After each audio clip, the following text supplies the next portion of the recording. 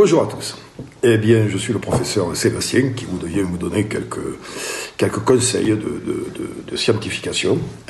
Je rappelle ce qu'est la scientification, c'est le mélange de la science et de la simplification pour que les plus cons d'entre vous puissent comprendre la science. Voilà. Alors, vous m'avez envoyé vos questions qui sont sur ordinateur, je vais y répondre. On va commencer tout de suite.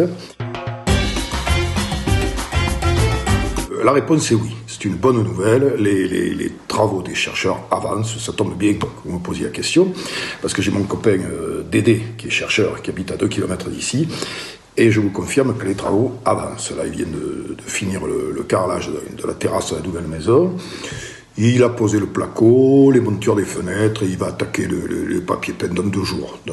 Donc ne vous inquiétez pas, les travaux des chercheurs avancent bien même. La réponse est oui. Avec le confinement, on peut se promener en forêt, mais avec quelques précautions quand même. Garder les distances de sécurité, évidemment, mais faire des petits joggings, profiter du printemps, ramasser des petites fleurs, faire la chasse aux papillons, et éventuellement ramasser des champignons aussi. Avec quand même une restriction, si la forêt c'est le bois de Boulogne.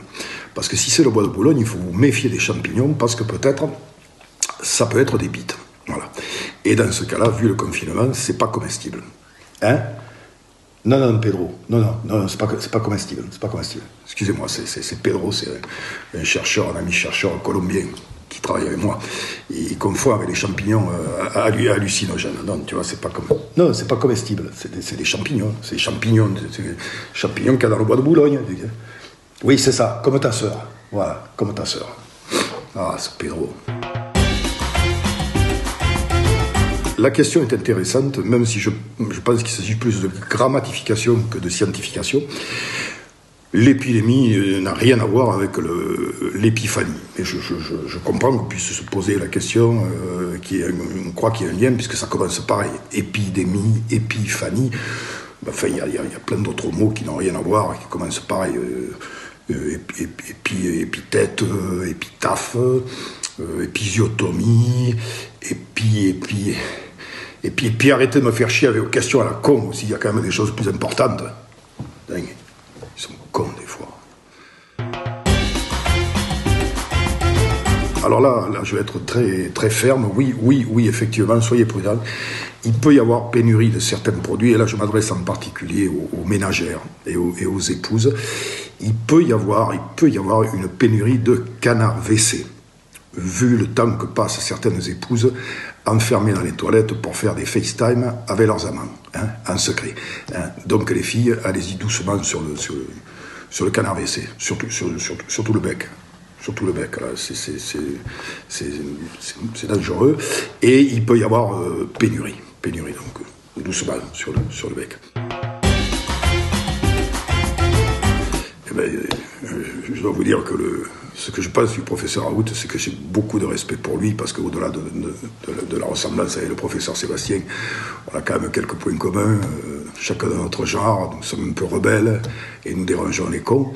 Mais moi, je suis une caricature qui n'est pas une moquerie, mais plutôt un hommage, et je suis juste là pour vous apporter un petit peu de sourire, trouver un petit remède à ma manière, au virus anxiogène que vous balance toute la journée les infos dans la gueule. Voilà, donc je souhaite bonne chance, et je sais que le professeur Raoult fait le maximum pour essayer de nous sortir de cette merde de coronavirus. Pedro. Non, Pedro, j'ai dit de la coloquine, pas de la cocaïne. Comment ça, c'est pas vrai, tu me prends pour un con? Tout à l'heure, tu m'as éternué dessus, j'avais les pompes blanches. Enfin, Pedro. Comment va ta sœur? Bien, oui. Je passerai quand même à la voir ce soir pour lui faire un test. Voilà, un test de recherche. Oui, je sais, ça fait 5 fois que je vais la voir dans la semaine, mais on n'est jamais assez prudent. Je passerai lui faire un test pour la recherche. Bon, allez, maintenant je vous laisse. Le professeur Sébastien vous donne rendez-vous une prochaine fois pour des conseils de scientification. Voilà, pas ce soir, parce que je vais faire le test avec Arturo, la sœur de Pedro. Voilà, je cherche.